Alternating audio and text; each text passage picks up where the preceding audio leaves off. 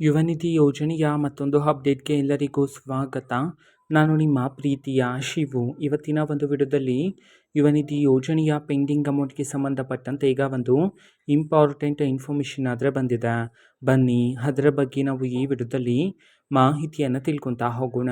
So ವಿಡಿಯೋವನ್ನು start ಮಾಡ್ತೀನಿ. ಅದಕ್ಕಿಂತ ಮೊದಲು ನೀವಿನ್ನೂ ನಮ್ಮ ಚಾನೆಲ್ಗೆ ಸಬ್ಸ್ಕ್ರೈಬ್ ಮಾಡದೇ ಇದ್ದರೆ ಈ ಕೂಡಲೇ ಚಾನೆಲ್ಗೆ ಸಬ್ಸ್ಕ್ರೈಬ್ ಮಾಡ್ಕೊಳ್ಳಿ ಮತ್ತು ಲೈಕ್ ಮಾಡಿ. ಸೊ ಈಗ ನಾವು ಇನ್ಫಾರ್ಮೇಷನನ್ನು ತಿಳ್ಕೊತಾ ಹೋಗೋಣ.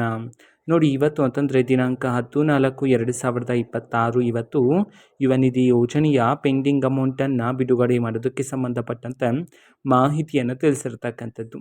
ಓಕೆನಾ. ಸೊ ಇವತ್ತು ಎಷ್ಟು ತಿಂಗಳ ಯುವ ನಿಧಿ ಯೋಜನೆಯ ಹಣವನ್ನು ಒಟ್ಟಿಗೆ ಬಿಡುಗಡೆ ಮಾಡಲಾಗ್ತದೆ, ಅದೇ ರೀತಿ ಯಾವ ಯಾವ ಜಿಲ್ಲೆಗಳಲ್ಲಿನ ವಿದ್ಯಾರ್ಥಿಗಳ ಖಾತೆಗಾದರೆ ಯುವ ನಿಧಿ ಯೋಜನೆಯ ಪೆಂಡಿಂಗ್ ಅಮೌಂಟನ್ನು ಇವತ್ತು ಬಿಡುಗಡೆ ಮಾಡಲಾಗ್ತದೆ, ಈ ಒಂದು ಮಾಹಿತಿಯನ್ನು ತಿಳ್ಕೊಳೋದಾದರೆ ಇವತ್ತು ಕರ್ನಾಟಕದಲ್ಲಿರ್ತಕ್ಕಂಥ ವಿದ್ಯಾರ್ಥಿಗಳಲ್ಲಿ 12 ಜಿಲ್ಲೆಗಳಲ್ಲಿನ ವಿದ್ಯಾರ್ಥಿಗಳ ಖಾತೆಗಾದರೆ ಇವತ್ತು ಯುವ ನಿಧಿ ಯೋಜನೆಯ ಪೆಂಡಿಂಗ್ ಅಮೌಂಟನ್ನು ಬಿಡುಗಡೆ ಮಾಡೋದಕ್ಕೆ ಸಂಬಂಧಪಟ್ಟ ಮಾಹಿತಿಯನ್ನು ತಿಳಿಸಿರ್ತಕ್ಕಂಥದ್ದು.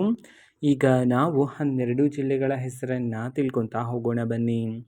ಸೊ ಮೊದಲಿಗೆ ಧಾರವಾಡ, ದಾವಣಗೆರೆ, ಬೆಳಗಾವಿ, ಬಾಗಲಕೋಟೆ, ಬಳ್ಳಾರಿ, ಬೀದರ್, ಚಾಮರಾಜನಗರ, ಚಿಕ್ಕಬಳ್ಳಾಪುರ, ಚಿಕ್ಕಮಗಳೂರು, ಚಿತ್ರದುರ್ಗ, ಮಂಡ್ಯ, ಯಾದಗಿರಿ ಈ 12 ಜಿಲ್ಲೆಗಳಲ್ಲಿನ ವಿದ್ಯಾರ್ಥಿಗಳ ಖಾತೆಗಾದರೆ ಇವತ್ತು ಯುವ ನಿಧಿ ಯೋಜನೆಯ ಪೆಂಡಿಂಗ್ ಅಮೌಂಟನ್ನು ಬಿಡುಗಡೆ ಮಾಡೋದಕ್ಕೆ ಸಂಬಂಧಪಟ್ಟಂತೆ ಈಗ ಮಾಹಿತಿಯನ್ನು ತಿಳಿಸಿರ್ತಕ್ಕಂಥದ್ದು.